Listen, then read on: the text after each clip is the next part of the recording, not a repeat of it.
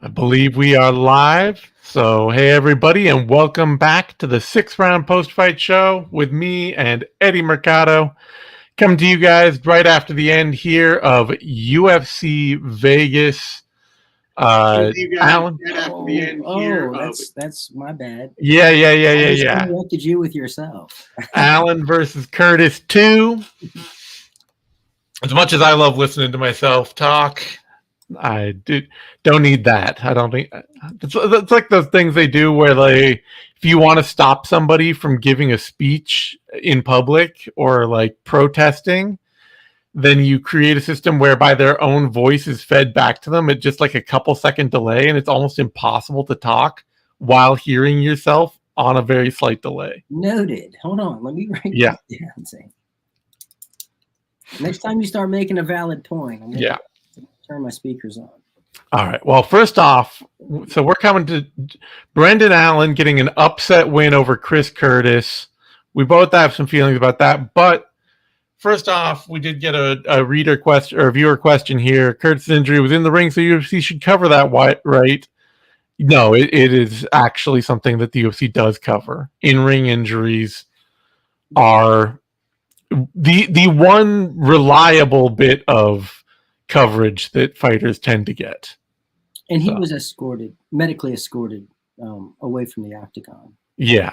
So yeah, the UFC typically does cover. The only time that it comes up that they might not or don't is like if he tears his hamstring, gets it treated, and the UFC will pay for that, and like 3 years from now he has like a knee issue from that hamstring or the surgery fails or stuff like that. You do hear stories of people like, Tim Sylvia's arm getting all like fucked up and infected from all the surgeries he had after it got broken by Frank Mir.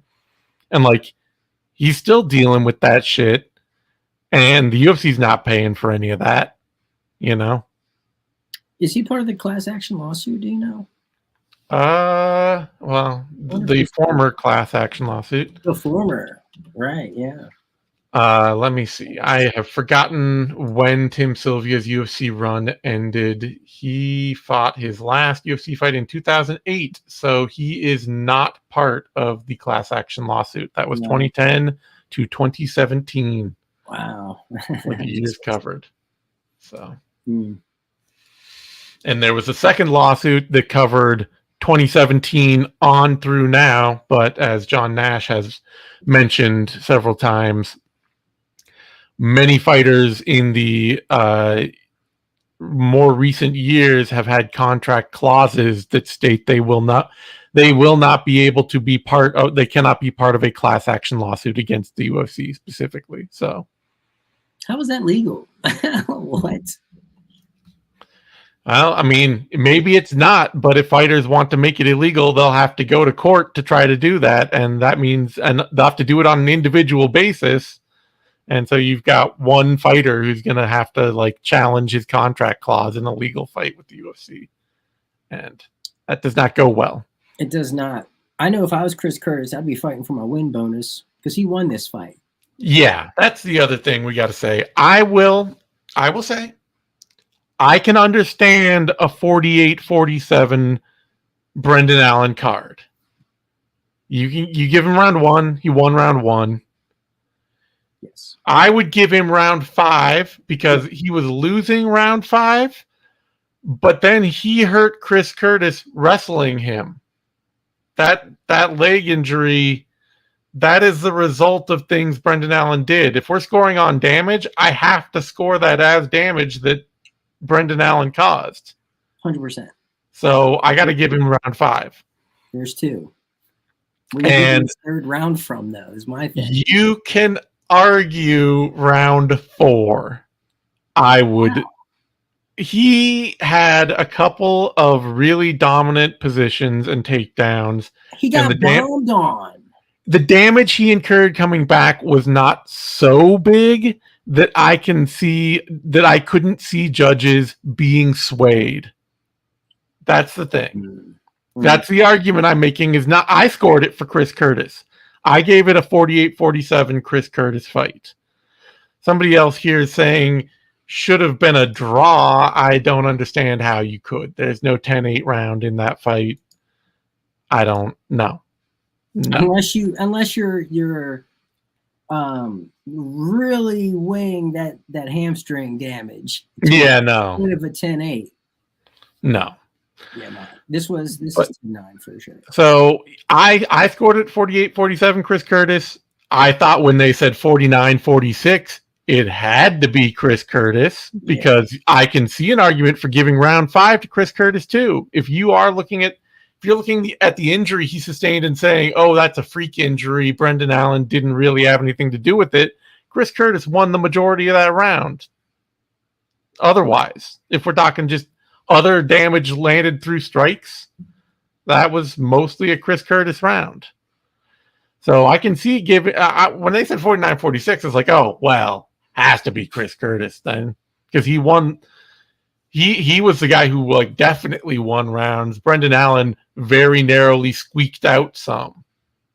But that's really the thing that kind of makes this scorecard weird is it usually when you have a 5-round, when you have a fight, I was going to say 5-round, but just when you have a fight in general, when one fighter is the only guy to clearly win rounds, they almost always win the decision. Like if you have a 3-round fight and one guy clearly wins one and the other 2 are close, 9 times out of 10, the guy who had one clear round that they won is the guy that's going to win. Go tell that to the Charrier guy. Yeah, that was another weird one, another one for that tonight. Yeah, man, the judges were off. I mean, but they got a lot of stuff wrong tonight. That 30-7 for Hernandez. What? Those judges need to be drug tested. This is unacceptable. It's poor scoring. Yeah. 49? Allen did not have... Well, let me ask you this. If you were to judge the fight as a whole... Yes. Who would you have awarded the victory to? See, this is tough. Right? Because... I can see, somebody saying pride scoring, it's Chris Curtis all day. But I don't know how to weigh that hamstring injury. Because if we're talking about what comes closest to finishing the fight, which is how like the whole idea of the fight as a whole pride scoring is kind of supposed to be, then Chris Curtis is the one who couldn't continue anymore. He was the one in danger of getting finished. Yeah. But it's also fair to say that Curtis was closer to finishing the fight more times. He was closer to finishing the fight more times. Via damage. He had the damage over the bulk of the fight. Chris Curtis had more damage. I would say that. So if not for the injury, it would be a pretty easy pride call for Curtis. The injury does make it a little difficult just because you do have to think of like, how do you weigh that? It's the kind of thing that makes, it's one of the ways I would like to see grappling and wrestling given weight. It's like if you hurt somebody taking them down, that's for you. It's like the whole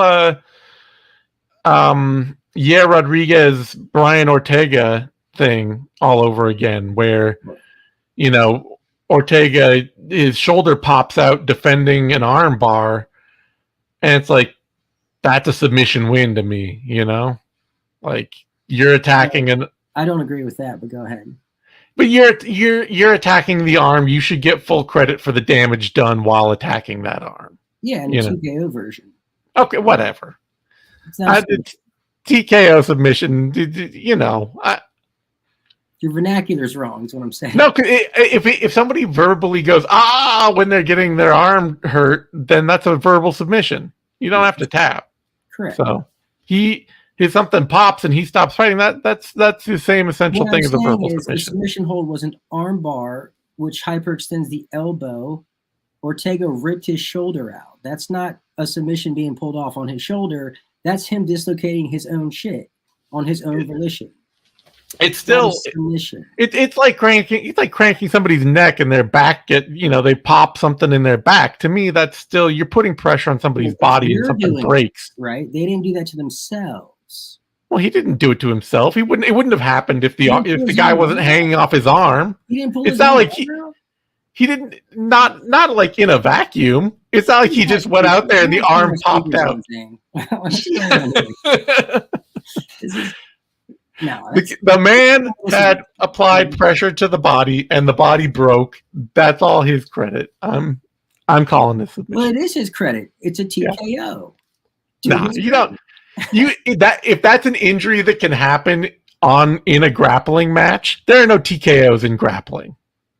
If that happened at the Jiu-Jitsu World Championships, they wouldn't be like, oh, and here's a magic TKO category for. There's injury timeouts in jiu-jitsu. What are you talking about? Yeah, but that's not a TKO. They don't suddenly make up a new TKO thing. There's no technical knockout in jiu-jitsu. Do not try to tell me there's no TKO. If there is no TKO. Yeah, don't. I'm not sure how that's a point to me. That's a point. Okay. Where's my speakers? Anyway, Chris Curtis, I think he should have had that. I know. But it was a good fight. It was a good fight, fun fight. Allen almost hit that Sulov stretch. Yeah. Well, that would have been so cool. I'm proud of him for even going for it. Yeah, absolutely. I think, unfortunately, though, for Allen, Chris Curtis just remains a really tough style matchup for him. Like, Allen's wrestling, I know he called for a title shot after this, and, like, you beat the 14th ranked guy in your division. It's not going to happen. Well, like, the short nose. That should have been Marvin Vettori out there. Yeah, but it wasn't Marvin Vettori. That's, No. And he didn't win the fight. Yeah, and he didn't win the fight. But he needs to fight Marvin Vettori. His striking defense is still not great. His wrestling is still, But his mechanics are holding up for 5 rounds. He is holding up better. He is able to fight through a lot. He's a tough dude. The Strickland call-out he made afterward, that's a much smarter call-out. Yeah. That's a fight he should absolutely be gunning for right now. I don't know that Strickland's going to take it because he wants to get a title shot again, and very well might, just for sitting around, honestly, because once Dricus Duplessis versus Adesanya is done, Strickland would be an obvious next fight for either man, especially if Adesanya won. Well, let's wait and see what happens with Hamzat and Whitaker also. True. That's a sneaky dark horse. Dark horse, but the winner of that could be a number 1 contenders match. Allen should be looking to try to get into whoever is left out of that circle, whether it's the loser of Hamzat Whitaker or whether it's the winner. Hamzat goes on and fights for a belt, and suddenly Sean Strickland is stuck there with nothing to do. Yeah, campaign hard for the Sean Strickland fight. For Curtis, I mean, I would try to make a fight for him, but he's just got months of injury recovery coming to him. He was already saying, oh, I'm going to take some time off before he jumped on this. Now he's going to have to take some time off. You don't tear your hamstring like that. He's up there, right? He's 36. Yeah. This is the worst time for him to be going through a hamstring injury. Yeah. That sucks. So, yeah, feel for him because that'll probably keep him out until next year. And he won this fight. Yeah, I know. Before that, pretty fun fight. I was doing work like 10 ways, so this whole card just kind of felt like a blur to me. Same. But so I thought about that, and I was like, am I distracted? Am I just not paying attention? And no, it's not that, Zane. The fights were shit. It was a lot of the fights. It was one person trying to wrestle, and then the other person defending until they broke free to strike. A lot of that dynamic played out in a lot of these fights, and there was a lot of positional controlling. Like that Dumont fight, she sat there and fucking in side control and just shoulder. Yeah, that sucks. The whole time. Like, I mean, you proved Jermaine Duran to me got old. Nobody's surprised about that. I thought But she was going to win going in, but we'll get there. yeah, anyway. Yeah. Damon Jackson, Alexander Hernandez, not to steal from my own Substack live blog, but Damon Jackson, Samson, hand in hand. They got their hair back and now they're winning again, right? Who the fuck is Samson? Oh, You like don't know your body. Samson? Yeah. Come on, Eddie. Okay, I didn't know you were going that far back. Damn. We're going Old Testament here. Hey, too soon, Zane. Too soon. Slow your roll, bro. But yeah, he's steadily turning into Luca Fury. Yeah. Slowly but surely. He'll be 7 feet tall before we know it. Jackson, yeah, Alexander Hernandez. This mostly just felt like Alexander Hernandez is just never going to really turn the ship around, Like, it's been such a long, slow crawl back to getting confident again after Donald Cerrone kicked his ass. And all along the way, people have just been figuring him out to the point that, like, Damon Jackson is kind of the worst athlete to ever beat you. And credit to Hernandez. He didn't fall apart in this fight, but he also just never could get it going until the third round where he dropped Jackson and then still kind of got pushed around for the rest of the round. Yeah, Jackson's a dog. He might not be hyper athletic, but he's a fucking dog. He will be there unless you like comically stop him. Yeah. He gets hurt every single fight, which is the weird thing. Is like whenever I see Damon Jackson as a favorite, I was like, really? Because he gets hurt every fight. Every single one. I think Nate the Train bit his style a little bit. Yeah. Jackson's been doing it for a minute since he didn't have hair. Yeah. Way back then. But yeah, he gets a lot of good wins. He is a tough dude to put away, and Hernandez just he's not going to be that dude. There's no he had that glorious moment where he took out Beneil Dariush, and that was the high point, never to be captured again. Yeah, he pissed off the MMA gods, man. You can't do that. And he's never evolved, Yeah. He's never showed a new wrinkle that I've seen.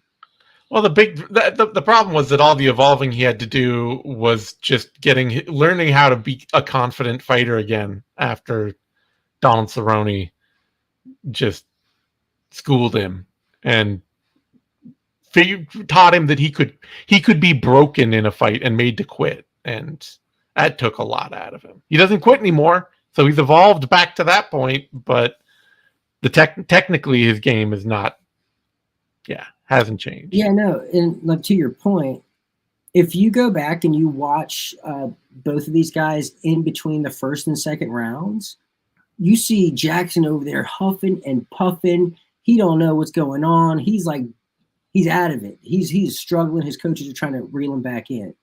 You look at Hernandez, calm as day, not breathing heavy, and it's like you're saving it. You're throttling. You can't throttle against Damon Jackson. You got to take him out. Yeah, no kidding. Can't be throttling.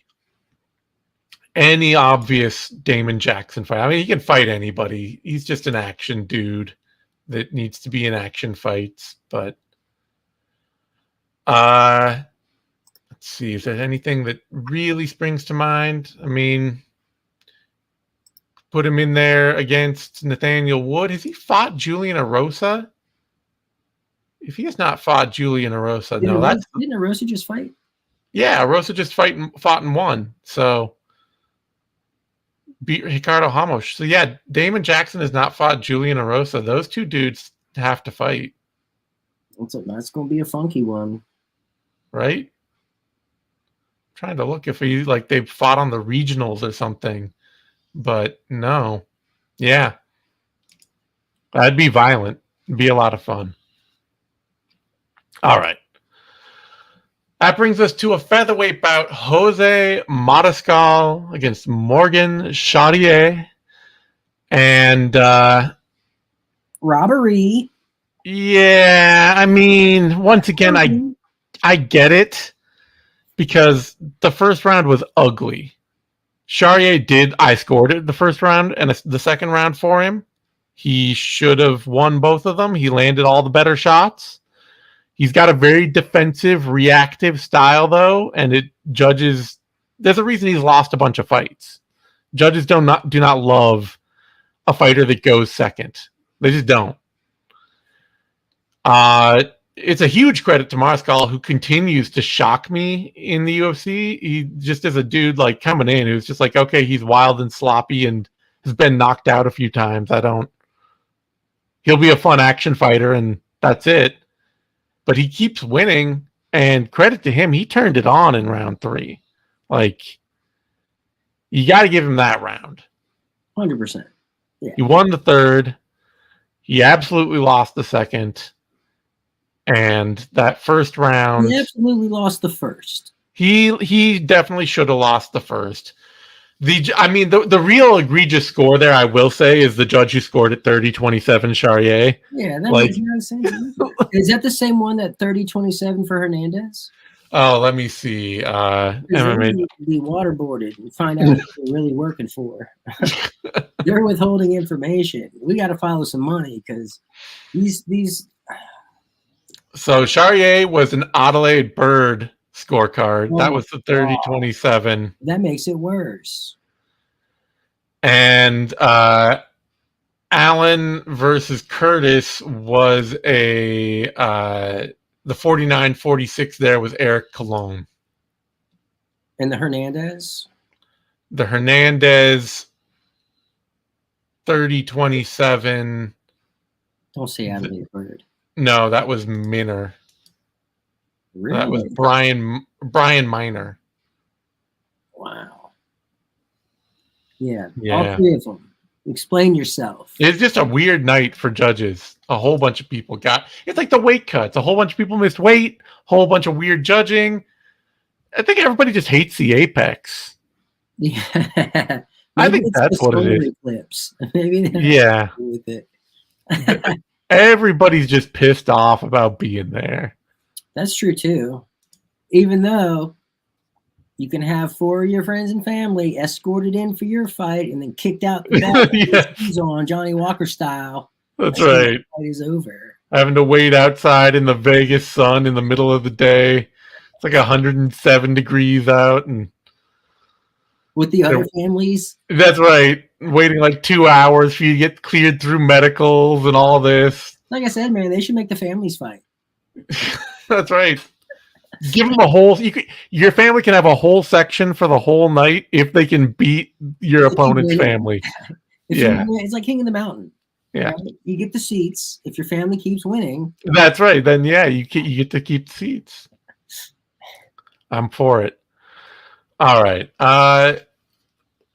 Yeah, I'm just I think Chartier, he's still a great prospect. He is gonna have to learn to pick his pace up. But Mariscal is he's another dude. Like, you could do Damon. I don't like matching dudes off the same card, but you could do Damon Jackson, Jose Mariscal at some point.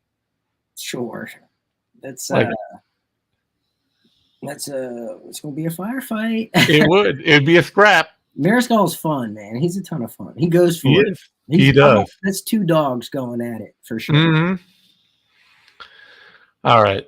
That brings us to a. Just had to say that one more time. Mm-hmm. Robbery. I had to get that in again. Sure. Fair enough. That brings us to a lightweight bout. Ignacio Bahamondes, Christos Giagos. Kind of the only real highlight of the whole night, honestly. No way. We had that buzzer beater guillotine. That was pretty cool. Oh, yeah. Okay, way down on the prelim. That's right. Yeah. Gene Matsumoto got a prelim guillotine. I forgot about that. So one of 2 highlights on the night. That was it. Yeah. That was it.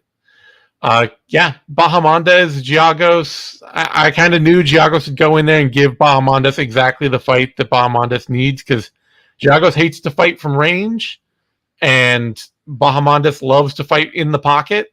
So you're either going to have the tall guy getting range or winning a brawl inside. And eventually he just started landing some really slick kicks, and that was all there was to it. That head kick, that was as clean as I've seen in a while. Just like right here, man. His foot was all weird. It was definitely the instep. Like, yeah. He turned over instep too. It looked funky. It looked like he would have broken. It's like he rolled his ankle on Yagos' face. But credit to Yagos for eating that fucking wheel kick to the head. Yeah. Yeah, no kidding. And he just stood there. It's like, what the fuck? Precursor of things to come, unfortunately, for him. But great win for Bahamondes. Trying to think, is there an obvious lightweight bout we need to see for him?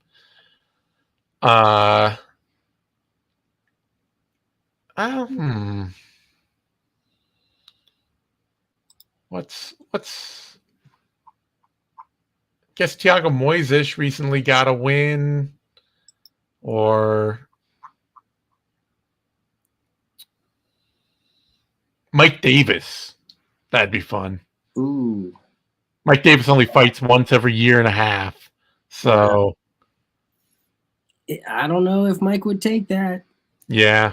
It doesn't seem like it's the type of fight he wants. He wants established veterans past their prime. Steve Garcia was back up at lightweight for his last fight, and he's been looking violent lately. 3 straight knockouts for him. That's a good one. I'd see that. Yeah. That's a really good one.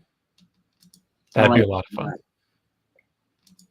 He's another dude that loves to brawl inside and actually has a pretty slick boxing game inside too. He will gladly meet Bahamondes in the pocket. Yep. That'd be a lot of fun. All right. That gets us to our wild, sloppy brawl of the night. Charlie Campbell, Trevor Peek.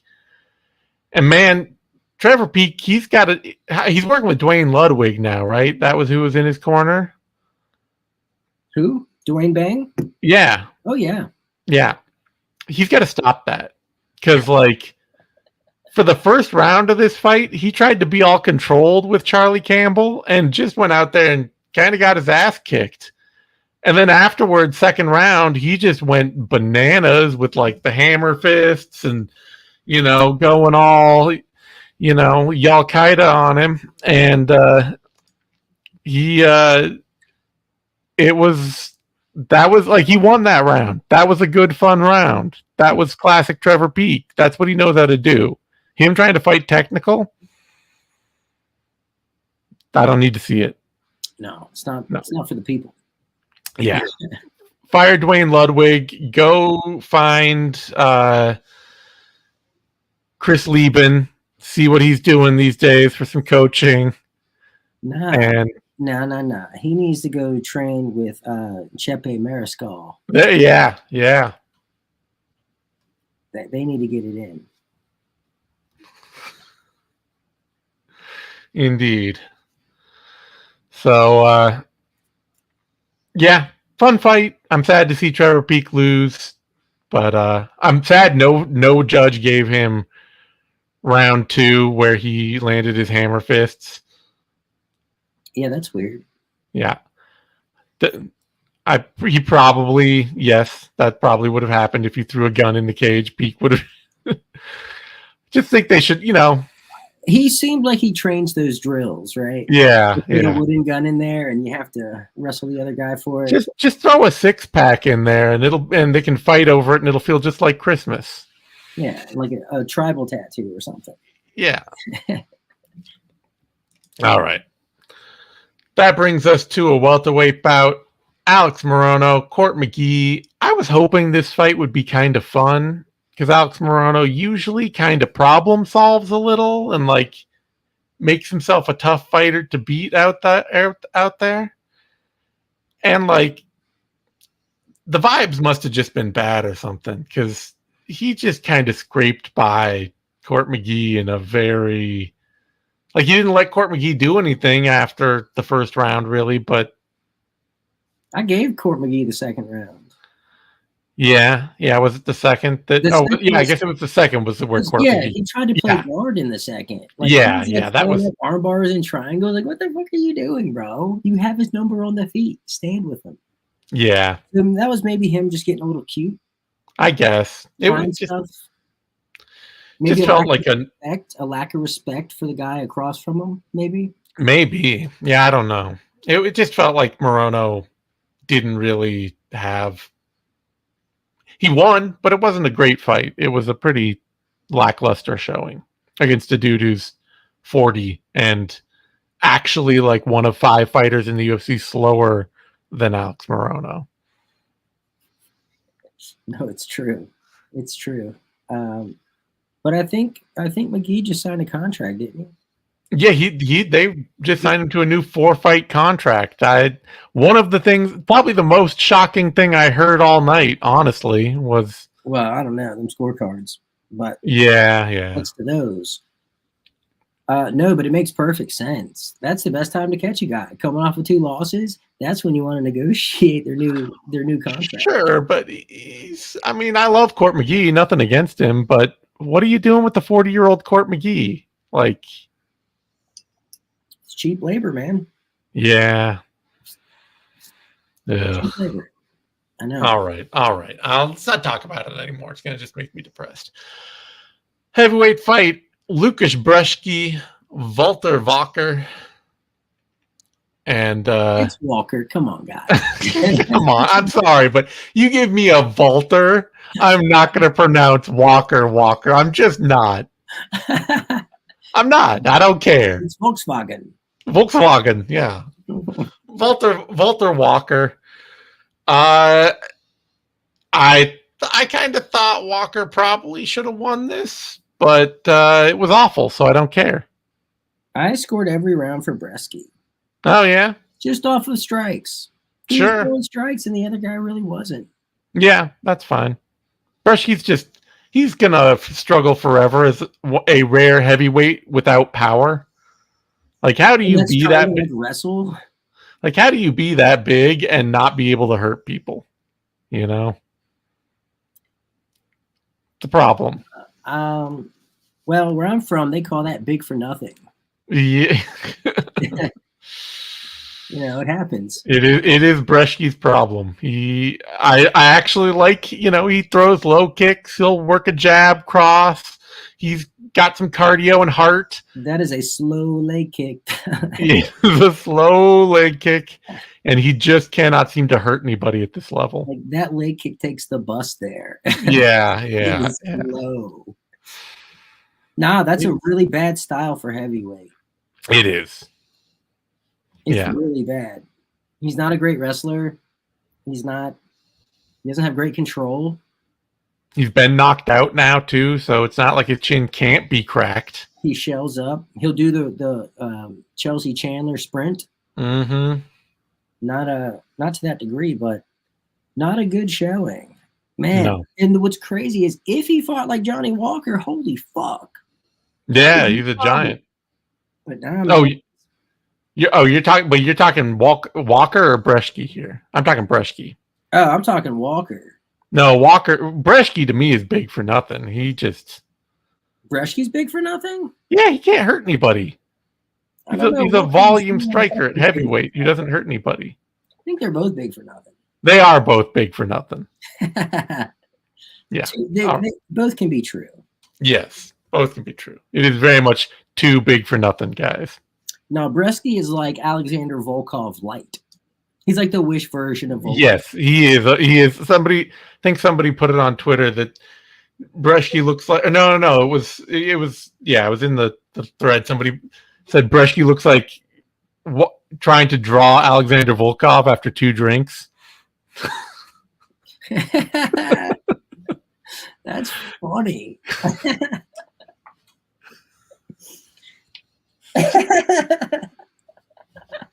That's rich. I like that. Yes. Never thought of that. That's good. All right. Before that, Norma Dumont beat Germaine de Randamie. I was alongside other people who were like, this fight shouldn't really be on on the prelims, because if Jermaine Durandamy wins, she's going to be in like title shot line, basically, you know? Yeah. But in retrospect, I'm really glad it was on the prelims because Dumont, credit to her, it was a terrible fight, ugly, no fun at all. But she realized that there was one really easy path to victory, and she just stayed on it. And that's actually not been something Norma Dumont does all the time. So I will give her props for that. Like, you know, it wasn't fun, but Jermaine Durandamy's lost to two people in the past 15 years, and they're both Amanda Nunes, and you can just take her down and hold her. Okay, fine, whatever. You know? Yeah. If I see anything remotely close to that again, she's going on that 7.5 minute round list.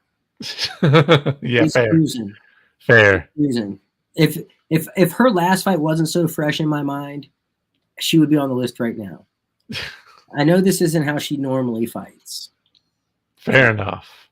I guess we can give her a pass. But holy shit, that third round was the one of the most boring things I've ever seen.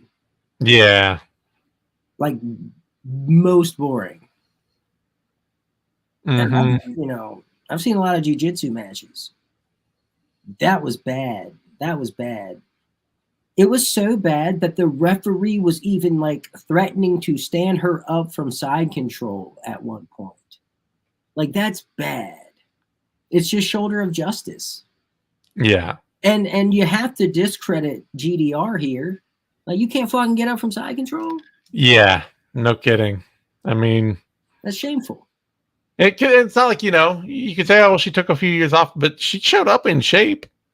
For 40 years old, sure. Yeah, she was in shape. She didn't look like somebody who hadn't been training, but her jiu-jitsu game has always been bad, and it just was a stark reminder that it's still bad. And also maybe how little actual, like, really heavy top control there is in women's MMA, that so few people have been able to do that to her. It's also a reminder of how shitty that division is. Division sucks. Yeah. I hate to rag on it, but it is. Why? Because I don't know why. Like, the division's trash. It is, but it was like the benchmark women's division for years, and everybody gave it shit at the time when it was actually fun, and just because it was women. And now, like, coming up, we now have other good women's divisions that are fun to watch. So but it still feels a little weird to me to be like, man, women's bantamweight is just terrible. It is. It's unfortunate. It's reflected perfectly in men's heavyweight. Yeah, but here's the thing. At least men's heavyweight, someone might just get knocked silly. It's true. That's not happening at 35. No, but Brzeski, Walker, Dumont, Durandamy back to back. That was a real vibe killer on this card. Yeah, just a bunch of terrible MMA. Yeah, it really covered the spectrum. Yeah. All right, now let's get to another fight that sucked. Bantamweight bout. Well, it was okay, but Victor Hugo, Pedro Falcao. Oh, no, never mind. I'm sorry. You're right. Yeah. You're right. It'd be like, what are you really, like, charging? No. It was so bad I didn't even write any notes for it. Yeah. It was. I had picked Falcao going into this because he has top control and he knows how to keep it, and Hugo just likes to go for wild subs. And that worked for a round, and then Hugo figured out that he just didn't have to get taken down and out kickboxed Falcao barely while getting held against the cage a bunch for 2 rounds, and that was the end of it. Yeah, that fight added to the wall install narrative that was going on tonight. Yeah, a bad bantamweight fight really, a bad men's bantamweight fight really is a true tragedy. Like, if you have a bad fight at men's band, and yeah, somebody noted 3 days notice is not enough. Falcao was there on 3 days notice. True. I can't really blame them for it, but I do feel like if you have a bad fight at men's bantamweight, then everybody should just get fired. Like, you're not allowed. It's, you know, it is the always. If you're going to give Norma Dumont a pass, we got to give these guys a pass for the short notice fight. Yeah, fair enough. We do. All right, that brings us to an actually good men's bantamweight fight. Gene Matsumoto, Dan Aretta, and I am doubly impressed about this fight because Aretta was having a lot of the success I thought he would have, which is that Matsumoto is actually used to being the guy that can wrestle on the Brazilian regional scene and being able to just stand flat-footed in front of people and have them not be able to overpower him for doing it. And Aretta went out there and he just bowled into him, took him down, was like, I'm as strong as you. I'm as fast as you. I can wrestle really well. I'm just going to go out there and put it on you. But, man, credit to Matsumoto for always recovering, always finding a way to fight back to his feet, and then finding a way to make Aretta pay every single time, every single moment that he had free. And that aggression Aretta had, that came with a price. And that price was his gas tank. Yeah. That second round, I mean, he was not a sitting duck, but he was visibly fatigued to the point where he was face blocking. Yeah. The cleanest punches were landing, and it wasn't really rocking him, but they were just clean. He was doing no attempt to stop him or block him or anything. Yeah, it's true. It is definitely. It's a problem. I mean, I've seen like the fight he had with Miles Johns. When Aretta can just, when he's not facing a very good striker, he will, even when he's tired, just keep wrestling at that pace forever. But he does get himself really tired. So it's just, to me, it's a show that Matsumoto is the prospect people thought he was. You know, the kid is powerful. He's fast. He's got a well-rounded game with a lot of tricks. And that was a nifty sub he hit to take Aretta out there right at the buzzer around 2. That's a high FIQ move. Yeah. That situational awareness is next level. He's like, okay, this guy is gassed and he's shooting in. I hear the 10-second clacks. Let me fucking jump this guillotine. Yeah. I don't get it, no big deal. But if I do, hell yeah. And he was so gassed. Dude, Aretta was so gassed in that guillotine that tapped, and when Matsumoto let go, the dude was like still kind of almost going out. Oh yeah, he had no clue where he was. I think he didn't realize he tapped. He was like trying to argue with the ref and like trying to figure out what was going on afterward. Think he knew where he was. Yeah. The window closed on him. It got like right here. And yep. He came back and the out. body, like when you're there, the body will just make a reaction. You'll just, your body will start saving itself. Well, so. I think what happened was like he was like, Aretta is like, okay, it's the point to tap, and so he tapped, but the amount of time from him tapping to the ref stepping in, was just enough for him to like kind of come out. Yeah, great win for Matsumoto. 1 second left, but honestly, that could have been an instant where even if the ref didn't stop it at that 1 second, the next second he might have been out. So we could have got a submission. Like as time expired. Round can't save you. If you can't return to your seat, then you're done. As what was it? Merab Dvalishvili once infamously found out. Oh yeah, true. That brings us though to a middleweight bout: Cesar Almeida, Dylan Budka, and was kind of the fight I expected. Budka's a decent, strong athlete without any real game to speak of, who just had to go out there and try to be physical with Almeida. And Almeida has a really limited game, but he's powerful when he can hit you. And he just started teeing off on Budka whenever Budka would latch onto him.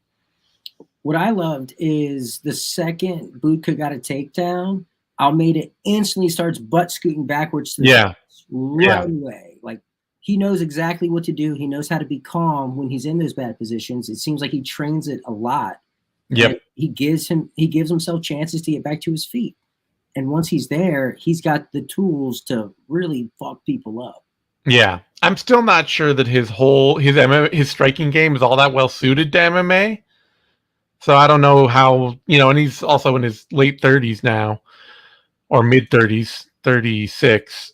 So I don't know how long he's just going to be, how much of a run he's going to make at middleweight, but he'll be fun every fight he's in. They'll be violent. It wouldn't take much to send him up the rankings, honestly. Yeah, middleweight is that division where you can fight this dude, and then you could fight Abdul Razak Al Hassan, and then you could fight Marc-Andre Barrio, and just literally never fight anybody who's going to effectively wrestle you at all.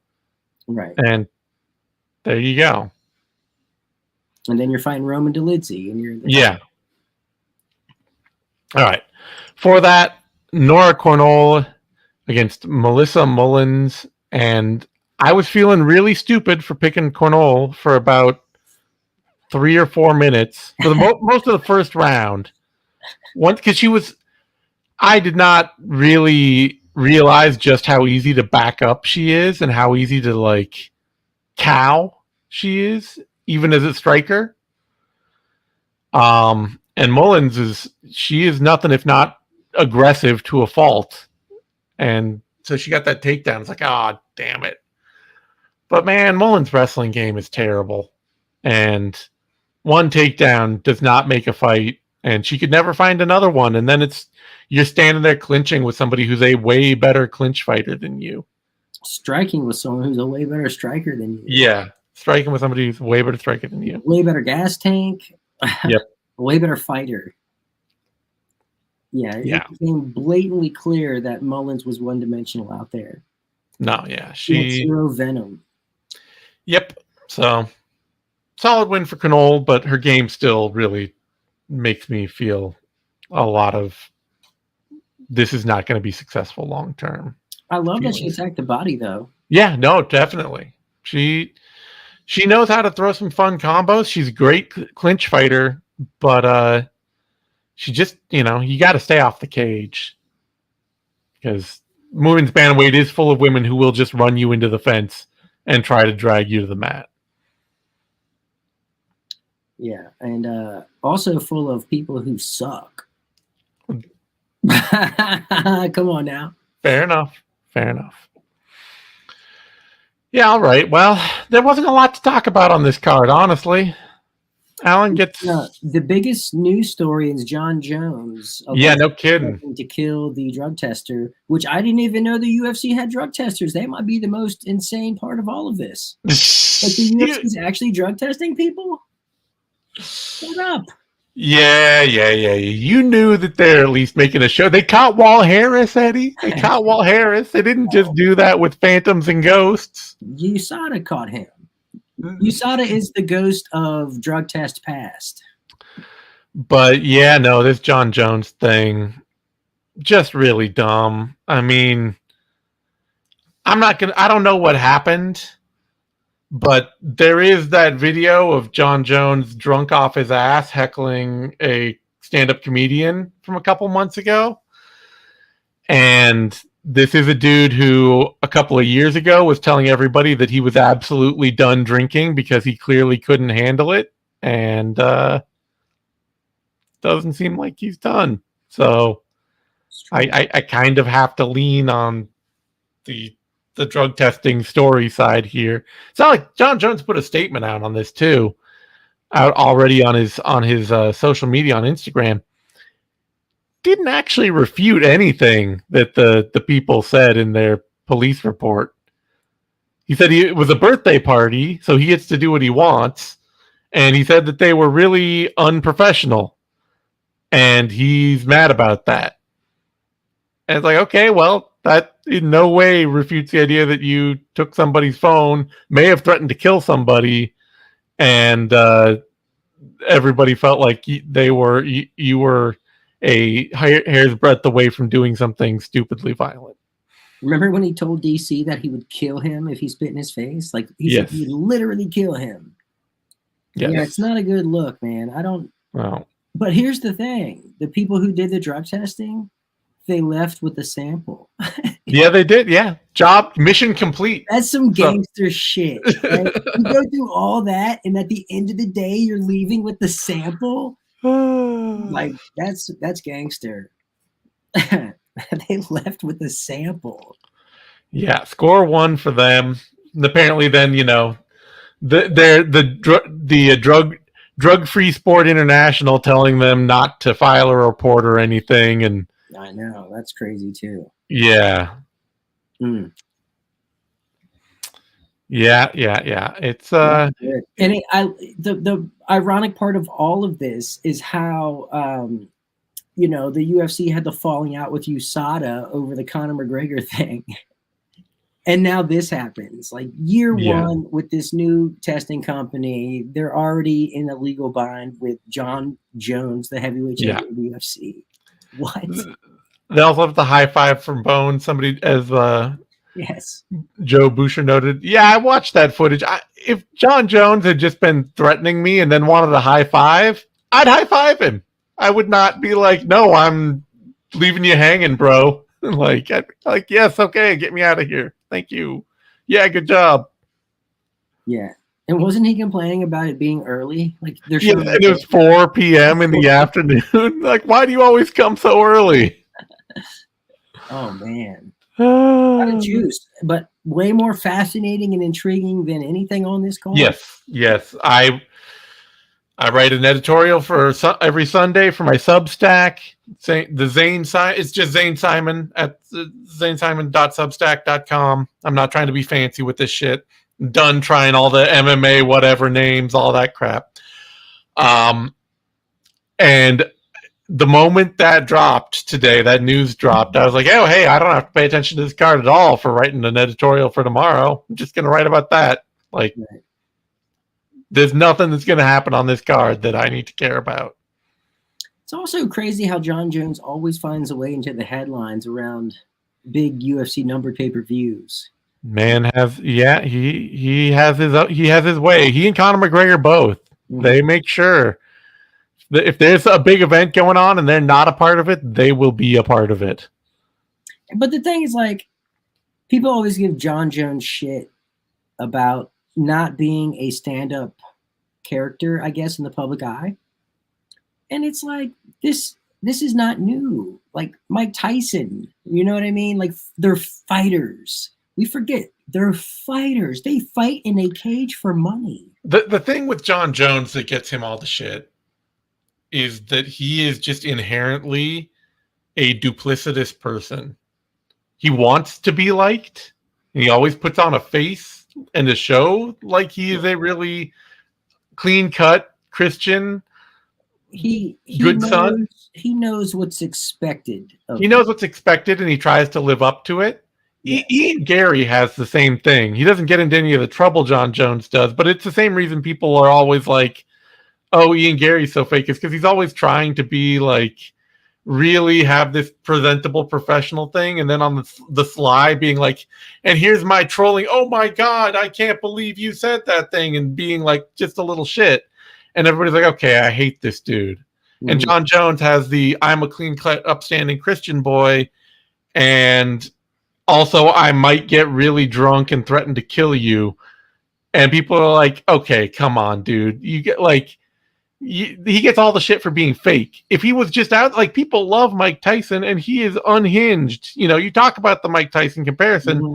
People never stopped loving Mike Tyson, and he was just fucking crazy all the time. The media went after him, though. The media went, but people didn't. Fans didn't. Yeah. Fans stuck with him the whole damn time because there's no duplicitousness with Mike Tyson. He is the crazy guy. He had some kickback after the ear biting thing. I know a lot of people. Yeah, sure. But even still, like, it didn't last. Yeah. It's just because if you're one kind of person all the time, people get forgiving. Even if that person is awful, people adjust. Well, you're talking about authenticity. Yes. When you're two people all the time, people are always uncomfortable with you. Yeah, because they don't know who they're getting. And it makes it's hard to trust somebody like that. Exactly. That's the thing. Honestly, anyway, that's why I pride myself on being me.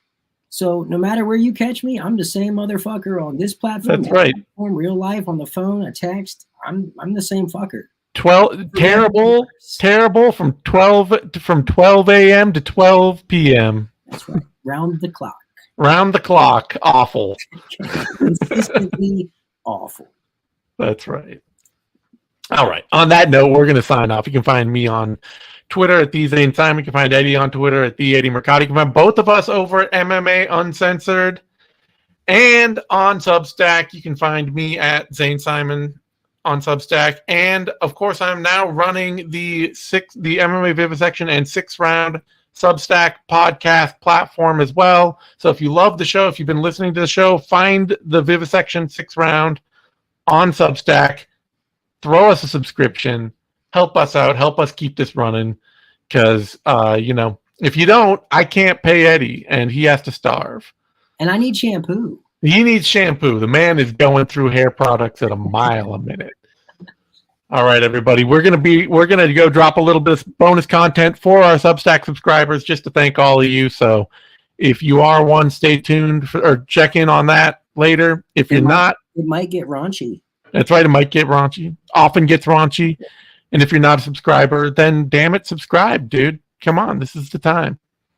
Adios. Yeah, raunchy.